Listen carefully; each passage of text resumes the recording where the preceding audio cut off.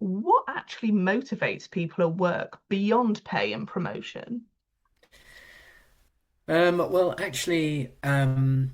is a model called the motivational maps model, which I use a lot with my clients.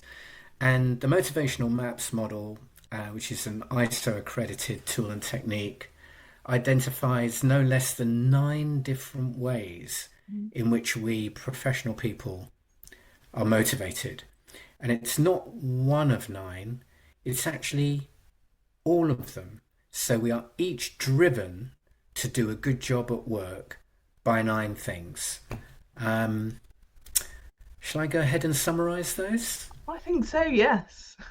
Okay, so so bear with me. Let's go through them one at a time. So if you are motivated by the most obvious motivator of them all, which is financial reward, um, then you're considered in this model to be a builder. You want to build personal success and wealth for yourself. You're really going to work to reap in the financial rewards to live a better life for yourself outside of work.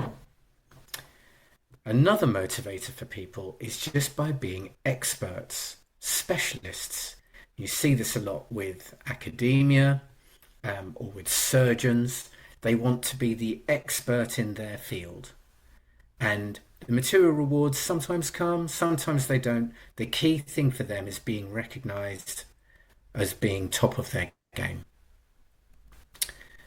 Another motivation is, and it might sound a bit negative, but it's power and influence. So people actually, believe it or not, are driven to do a great job at work because they can influence it and control it. They're in control, not their boss, not their clients. They have the ability to exert power over others or over other business units or productivity or whatever it is. So that's 3 so far. The next 3 I'm going to describe are more relationship-based motivators.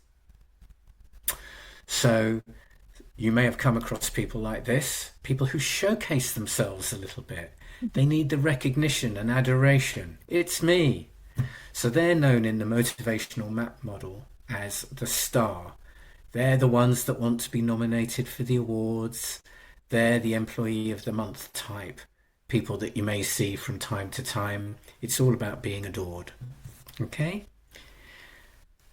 Another motivator is rewarding relationships. So some people go to work because they just love the people, the team spirit, the camaraderie, the feeling of belonging to something bigger than themselves.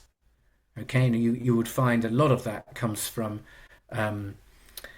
you'll see a lot of the people who have that motivation in things like the world of sport, for example. Professional sports people can feel that team spirit, but also sometimes, or where else would be a good example of this? In the public services, the fire service, the police, and the ambulance, they always tend not to just work solo. They work as a little group. They're covering each other's back. They're really working well. So that's friendship and rewarding relationships. The 6th motivator is an unusual one. It's where people are motivated to do work because it offers the same steady and secure way of working every day.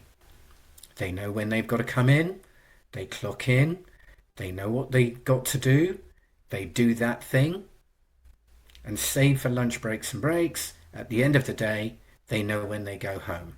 And they know the next day and the next day, it will all be the same. So they live by routine. And obviously, people who used to work in production lines or still do, they've got their set job, they fit the widget, it goes on the conveyor belt, off it goes. They do that every single day.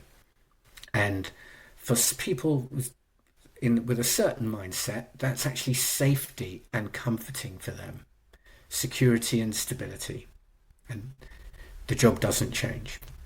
So far I've covered 6 of the 9 motivations in the model. in the, excuse me, in the model.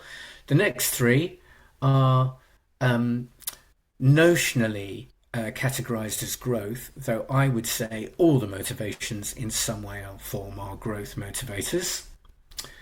So the one that I'm now closest to, arguably, or lean heavily towards, is the motivation to do things for others, to do work with meaning or higher purpose, to make a difference.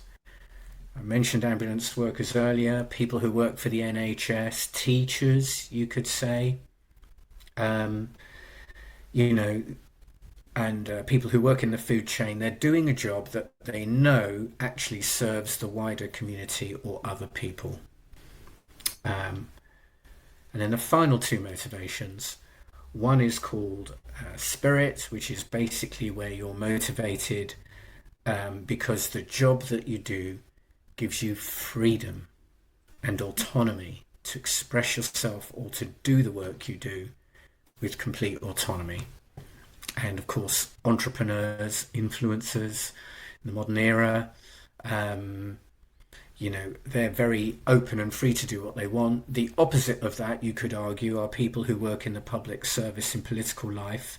They're actually there to serve others rather than themselves, and they don't really feel the freedom. Mm. And every now and then when they express themselves freely, they get kind of closed down. So that's not their motivator.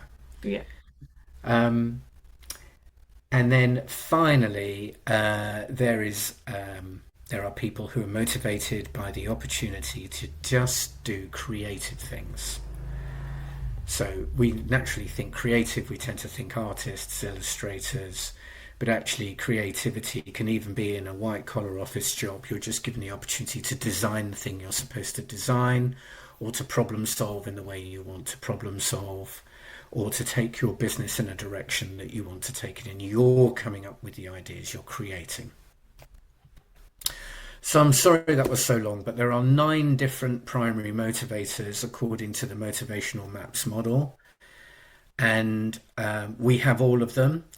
And actually, you can get tested to see what your motivations are. And you get a scorecard. And it's a little bit like a ranking system. So it could be, Rachel, we've discovered that your score for being an expert is this, but your and for freedom and autonomy is this, it's this number up here. But actually, in terms of needing a dependable everyday job, your score is quite low. And once you learn what your own or your colleagues or even your boss's motivations are, you can use that data to get the best possible performance from your team.